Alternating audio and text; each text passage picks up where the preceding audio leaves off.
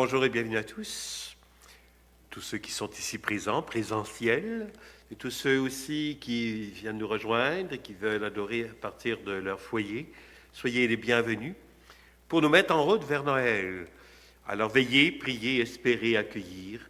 Telle est notre raison d'être aujourd'hui, dans ce temps d'adoration, prendre le temps de nous tourner vers celui que nous attendons et celui qui sera présent chacun de nous. Pour nous aider d'abord cette introduction, qu'est-ce que l'adoration? Qu'est-ce que c'est qu'on va faire? L'adoration consiste en cet oubli total de soi pour ne s'intéresser qu'à Dieu, à ce qu'il est en lui-même. Adorer, c'est ne vouloir ensuite que ce que Dieu veut, n'aimer que ce qu'il aime, aimer comme il nous aime. Voilà l'adoration la plus parfaite que le Christ accomplit jusqu'au bout. Mère Teresa sait que pour bien voir, il faut prier. Souvent, un regard profond et fervent sur le Christ constitue, dit-elle, la meilleure des prières. Je le regarde et il me regarde. Action et contemplation s'épousent dans ce même regard ardent. Un homme raconte justement, j'ai eu un jour l'occasion, il y a plusieurs années, de rencontrer Mère Teresa de Calcutta. J'étais alors aux prises avec de nombreux problèmes et j'ai profité de l'occasion pour lui demander conseil. Vous savez, des fois, non. Vous avez été tellement malheureux. Aussitôt assis, je me suis mis à lui faire part de tous mes problèmes et difficultés, en essayant de la convaincre que c'était vraiment très compliqué. Il n'y a rien de pire que nos problèmes, hein? Puis, au bout de 10 minutes d'explications détaillées, je me suis tu. Mère Teresa me regarda alors tranquillement et me dit « Eh bien, lorsque tu consacreras 1 heure de ta journée à adorer ton Seigneur et que tu ne feras rien que tu saches mal, tout ira bien. » Prier ne consiste pas à beaucoup penser, mais à aimer. Il convient non pas de réfléchir à la présence de Dieu en nous, mais de la reconnaître dans la foi. Nous concentrons notre attention amoureuse sur Jésus présent dans le Saint-Sacrement. Le curé d'Ars disait, avant Mère Teresa, tout simplement, « Il est là, je suis là ». Et Thérèse d'Avila disait quant à elle, « Soyez comme des statues dans l'Église ». Bien sûr, je ne pouvais d'avancer plus loin que vous offrir une petite histoire pour terminer cette introduction. Ça s'appelle le vieux Simon. Un pasteur anglais assez soucieux disait un soir au sacristain de son église, « Avez-vous remarqué ce vieux aux habits râpés qui chaque jour vers midi entre dans l'église et en ressort presque aussitôt? Je le surveille par la fenêtre du presbytère. Cela m'inquiète un peu, car dans l'église, il y a des objets de valeur.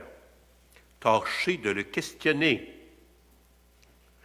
Dès le lendemain, le sacristain attendit notre visiteur et l'accosta. « Dites donc, l'ami, qu'est-ce qui vous prend de venir ainsi dans l'église ?»« Je viens prier, dit calmement le vieillard. »« Alors donc, vous ne restez pas assez longtemps pour cela. Vous ne faites qu'aller jusqu'à l'autel et vous repartez. Qu'est-ce que cela signifie ?»« C'est exact, répondit le pauvre vieux. Moi, je ne sais pas faire une prière. Pourtant, je viens chaque jour à midi et je lui dis tout simplement Jésus, c'est Simon. C'est une prière, mais je sens qu'il entend. Peu de temps après, le vieux Simon fut renversé par un camion et soigné à l'hôpital. Vous avez toujours l'air heureux malgré vos malheurs, lui dit un jour une infirmière. Ça donne bien, ils sont assez à l'honneur depuis plusieurs mois ici. Comment ne le serais-je pas? Mais c'est grâce à mon visiteur. Votre visiteur, reprit l'infirmière, avec surprise. Je n'en vois guère. Et quand donc vient-il? Tous les jours à midi, il se tient là, au pied de mon lit, et il me dit, Simon, c'est Jésus. À vous de penser et de réfléchir. Bonne adoration.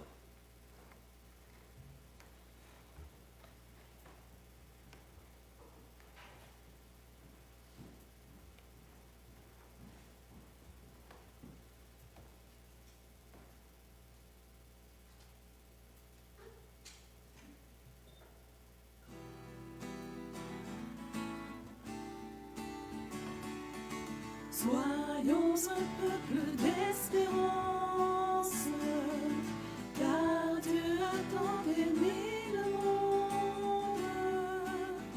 Ouvrons nos cœurs à sa présence, un sauveur nous est donné.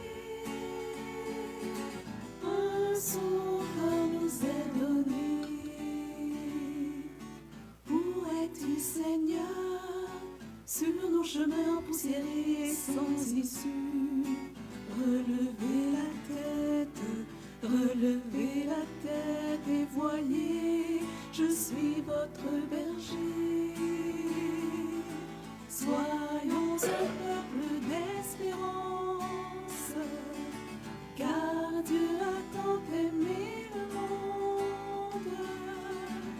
Ouvrons nos cœurs à sa présence, un sauveur nous est donné. Un sauveur nous est donné. Que dis-tu, Seigneur, dans le silence et dans la nuit de nos hivers? Relevez la tête, éveillez, je vous donne l'esprit. Soyons un peuple d'espérance, car Dieu a tant aimé le monde. Ouvrons nos cœurs à sa présence, un sauveur nous est donné. Un sauveur nous est donné. Soyons un peuple d'espérance, car Dieu a tant aimé le monde.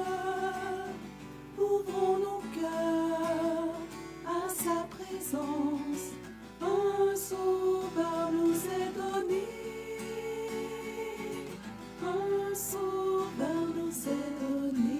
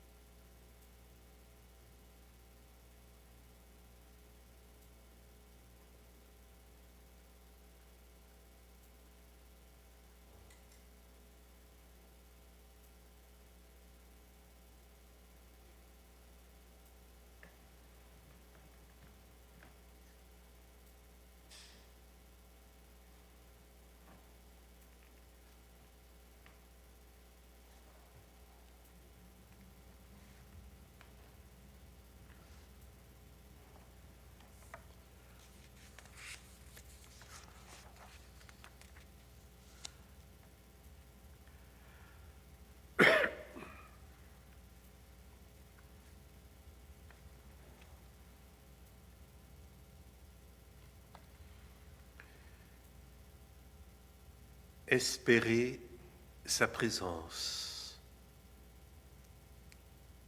Tel est le thème de notre Avent 2020. Pour poursuivre notre adoration d'aujourd'hui et nourrir notre prière, ce texte qui nous vient du diocèse de Sainte-Anne de la Pocatière, que je trouvais qui convenait tellement bien. Vous allez être d'accord avec moi.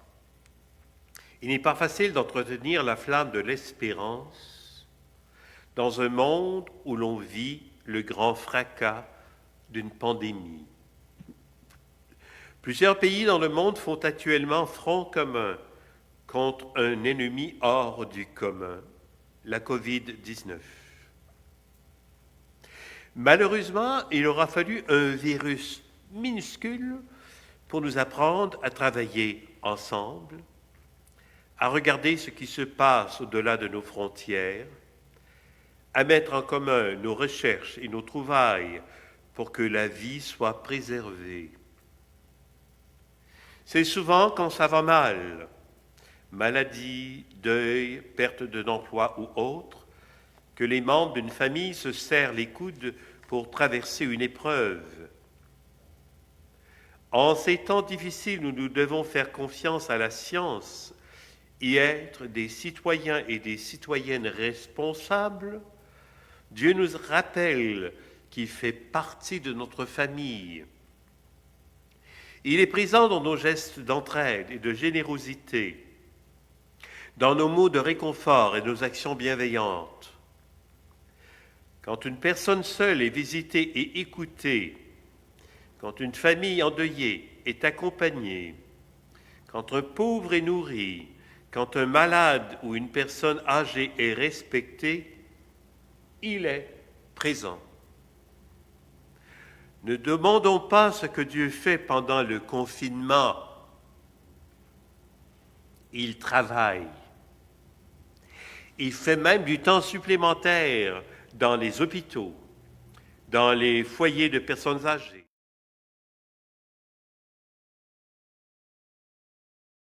alimentaires, etc. Il fait partie des services essentiels. Il faut bien se l'avouer et même le dénoncer aux autorités. Dieu ne garde pas beaucoup ses distances avec nous. Surtout pas les 2 mètres. Il fait constamment des sorties et ne respecte pas la quarantaine. Devant les injustices, l'intolérance et la pauvreté, il s'implique personnellement et ne dit pas « je m'en lave les mains ». J'ai même l'impression que son amour est contagieux et qu'il est un super propagateur du virus de la joie. Il ne porte pas beaucoup son masque, car il a déjà de la misère à se faire reconnaître quand il vient nous visiter. L'Avent que nous allons vivre bientôt va nous faire découvrir ou redécouvrir celui qui est déjà là, tout proche, et aussi celui qui s'approche, qui vient nous visiter. N'en doutons pas, Dieu est présent dans l'aujourd'hui de notre monde, mais il est aussi en route, il s'en vient. Espérons sa présence. Pour conclure ce 2e temps, je veux faire la prière qui nous était proposée pour l'Avent avec vie liturgique, qui va tellement bien avec cela. Je vous propose cette prière suggérée pour cette année et convient tellement bien. Seigneur, nous avons tant espéré cette année. Les malades espéraient la santé, les dirigeants un vaccin et la reprise économique, et tout le monde la fin du confinement. Au cœur des adversités de la vie, Seigneur, c'est ta présence que j'espère, car je sais notre alliance indéfectible. Tu demeures proche de nous, de la crèche à la croix. Ton amour s'étend d'âge en âge. Je t'en prie, Seigneur, fais de mon cœur une crèche pour que tu naisses encore dans ma vie. Comme un enfant, je t'espère, Seigneur, Et toi, comme un père, tu m'attends toujours. Que ton esprit me porte jusque dans tes bras. En toi, j'ai pleinement confiance, car toi seul as les paroles de la vie éternelle. Qu'elle me guide et m'éclaire pour que ma vie devienne pèlerinage vers toi. Oui, comble-moi de ta présence, Seigneur.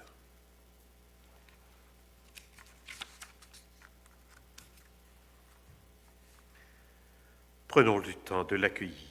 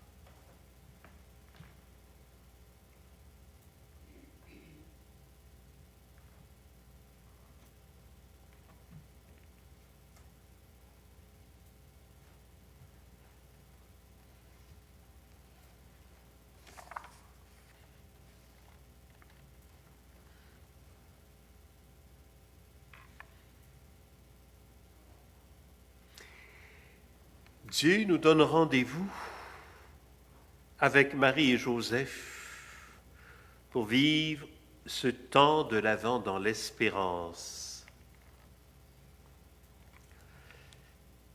Merci Seigneur pour la foi de Marie et de Joseph qui m'invite à te donner ma confiance. Merci pour ta confiance et ton amour qui ne sont pas conditionnels à mes limites et mes faiblesses. Pardon de mettre des conditions à ton amour et de me soustraire à ta confiance parce que je ne m'accueille pas tel que je suis. Pardon de ne pas vraiment croire que tu es le Dieu de l'impossible.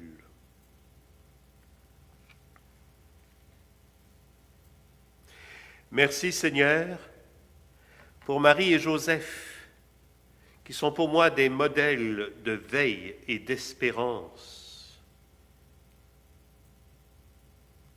Merci de faire de moi un veilleur, une veilleuse, pour tous ces rendez-vous auxquels tu me convies. Pardon pour ces rendez-vous ratés au quotidien de ma vie, pour mes manques de présence à toi et aux autres. Pardon pour ma lampe qui s'éteint sous le poids de mes paresses, mes manques de fidélité, mes peurs.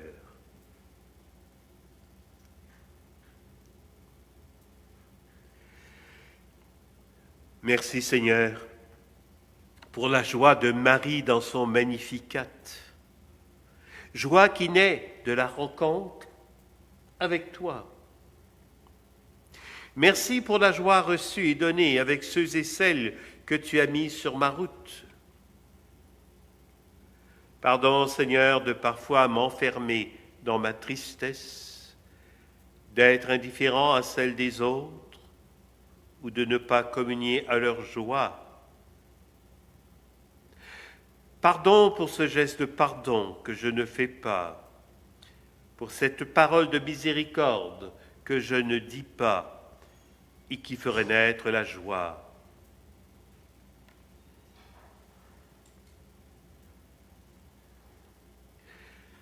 Merci Seigneur pour le oui de Joseph et de Marie qui t'ont permis de te faire homme parmi nous pour nous donner la vie. Merci pour ta venue sous les traits fragiles d'un enfant. Merci pour tous ces oui dans ma vie. Pardon Seigneur de justifier mes manques d'audace et ma recherche de tranquillité. Pardon de parfois semer la mort plus que la vie.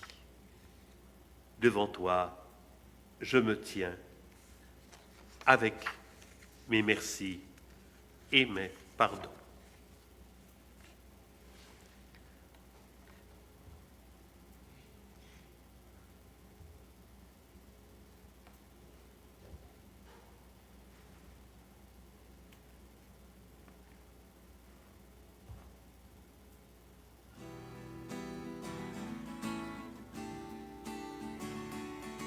Soyons un peuple d'espérance, car Dieu a tant aimé le monde. Ouvrons nos cœurs à sa présence, un sauveur nous est donné. Un sauveur nous est donné. Où es-tu, Seigneur? Sur nos chemins empoussiérés sans issue, relevez la tête et voyez, je suis votre berger. Soyons un peuple d'espérance, car Dieu a tant aimé le monde. Ouvrons nos cœurs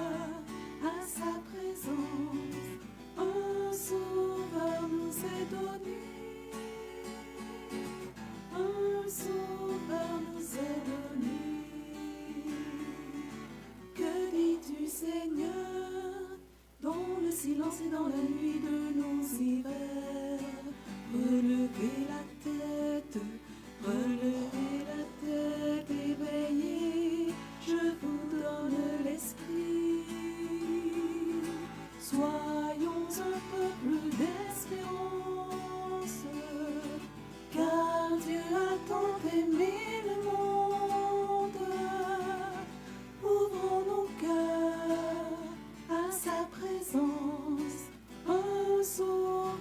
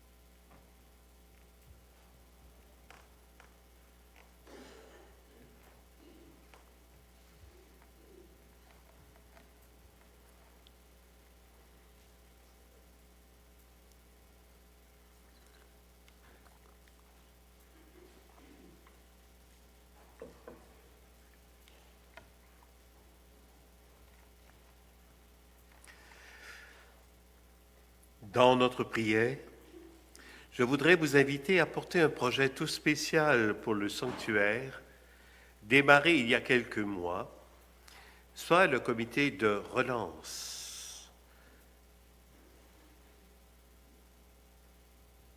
Son but, relancer le sanctuaire de Beauvoir avec tous ceux et celles qui voudraient se joindre à lui pour succéder au Père Mariste. Plusieurs recevront dans cette suite une lettre vous invitant à prier tout spécialement pour celui-ci et vous parlant de l'avenir avec ce comité en lien avec le diocèse. C'est pourquoi je voudrais avec vous prier celle-ci, cette prière, devant notre Jésus d'amour que vous avez reçu à l'entrée. Alors on pourrait la redire ensemble pour porter ce projet, alors que certains recevront par la poste éventuellement. Loué sois-tu, Seigneur, au sanctuaire de notre cœur. L'œuvre centenaire de tes bâtisseurs et de leurs successeurs est Église solide et accueillante. Tu nous y rassembles au sommet pour y rencontrer le Père. Tu sais mieux que nous le destin auquel tu l'appelles. Rends-nous dociles à l'Esprit Saint pour être à l'écoute et œuvrer d'un seul cœur à la relance de ce sanctuaire. Jésus, seul maître d'œuvre, donne à tous ceux et celles que tu appelles à poursuivre la mission de ton sanctuaire, de te servir généreusement dans la joie. Révèle et stimule en chacun de nous les dons et charismes pour te servir dans la solidarité et la fraternité, en union de prière avec tous ceux et celles qui travaillent avec cette relance. Cœur sacré de Jésus, nous avons confiance en toi. Portons maintenant dans l'adoration ce beau projet.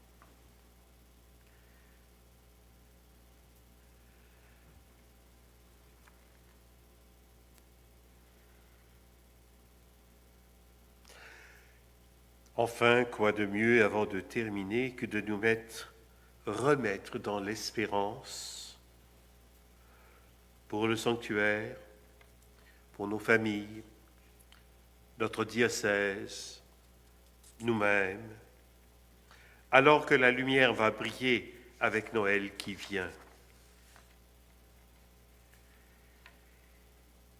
Et je le fais à partir de ce texte qui s'appelle « La joie promise », qui est une adaptation d'une prière de Pierre Guilbert.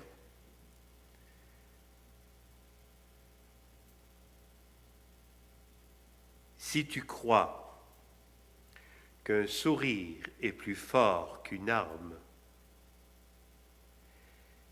si tu crois à la puissance d'une main offerte, si tu crois que ce qui nous rassemble est plus important que ce qui nous divise, si tu crois qu'être différent est une richesse et non un danger, si tu sais regarder l'autre avec un brin de bienveillance, si tu sais préférer la confiance au soupçon, si tu estimes que c'est à toi de faire le premier pas plutôt qu'à l'autre, alors la joie viendra. Si le regard d'un enfant parvient à désarmer ton cœur, si tu peux te réjouir de la joie de ton voisin, si pour toi l'étranger est un frère qui t'est proposé, si tu sais donner gratuitement un peu de temps par amour, si tu sais accepter qu'un autre te rende service, si pour toi l'autre est d'abord un frère, si tu partages ton pain et que tu saches y joindre un morceau de ton cœur, alors la joie viendra.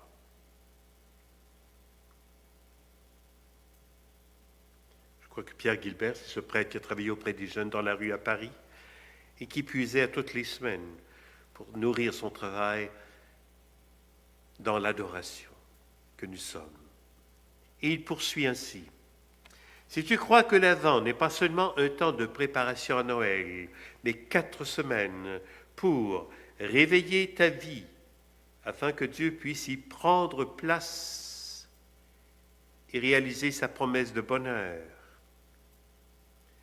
préparer le chemin du Seigneur en ouvrant avec lui des nouveaux chemins de paix, de miséricorde et de justice. Témoigner de ton espérance dans un monde qui cherche une lumière dans la nuit.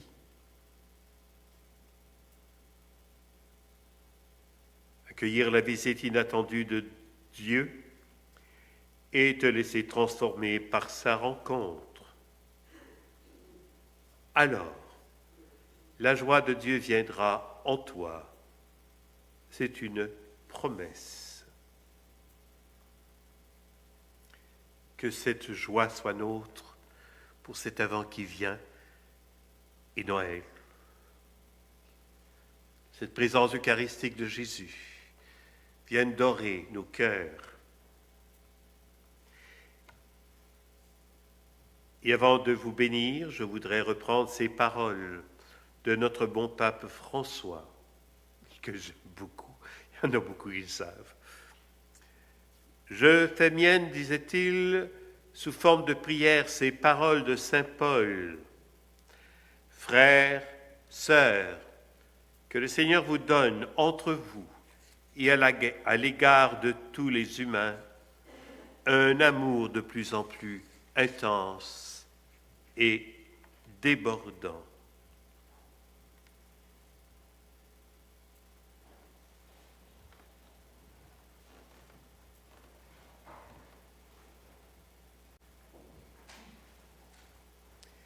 Vous qui êtes ici en présentiel, vous qui adorez avec nous à la maison, Je demande au Seigneur Dieu Tout-Puissant de bénir chacune de vous, toutes vos familles. Je demande tout spécialement de bénir ce sanctuaire, notre diocèse, de bénir le monde, pour que ce bien advienne à tous et chacun, et que peu à peu, il vienne chasser le mal, et tout spécialement ce mal de cette pandémie qui nous a rejoints depuis plusieurs mois, et surtout qu'il vienne réchauffer vos cœurs. Ce que je vais vous inviter de ne pas partir tout de suite, une petite annonce à faire à vous qui êtes en présentiel. Prenez le temps d'accueillir. Vous savez, accueillir une bénédiction, c'est du bien qui nous advient. Accueillir ce bien en Dieu. Et en tout cas, j'ai lu tellement d'histoires sur les bénédictions qui sont spéciales. Accueille aujourd'hui, toi à la maison, toi ici en présentiel, que ce Dieu toute tendresse, tout amour, l'Emmanuel, Dieu avec nous, qui vient nous rejoindre à nouveau, vous bénisse tous, au nom du Père et du Fils et du Saint-Esprit.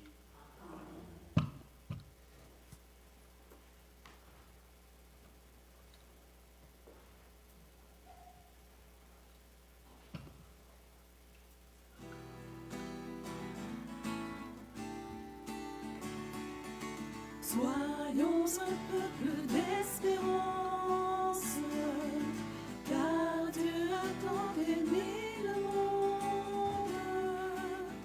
Ouvrons nos cœurs à sa présence, un sauveur nous est donné. Un sauveur nous est donné. Où es-tu, Seigneur? Sur nos chemins poussiérés et sans issue, relevez la tête et voyez, je suis votre berger. Soyons un peuple d'espérance, car Dieu a tant aimé le monde. Ouvrons nos cœurs à sa présence, un sauveur nous est donné. Un sauveur nous est donné. Que dis-tu, Seigneur, dans le silence et dans la nuit de nos hivers? Relevez la tête, éveillez, je vous donne l'esprit. Soyons un peuple d'espérance, car Dieu a tant aimé le monde. Ouvrons nos cœurs à sa présence, un sauveur nous est donné. Un sauveur nous est donné. Soyons un peuple d'espérance, car Dieu a tant aimé le monde. Ouvrons nos cœurs à sa présence, un sauveur nous est donné. Un sauveur nous est donné.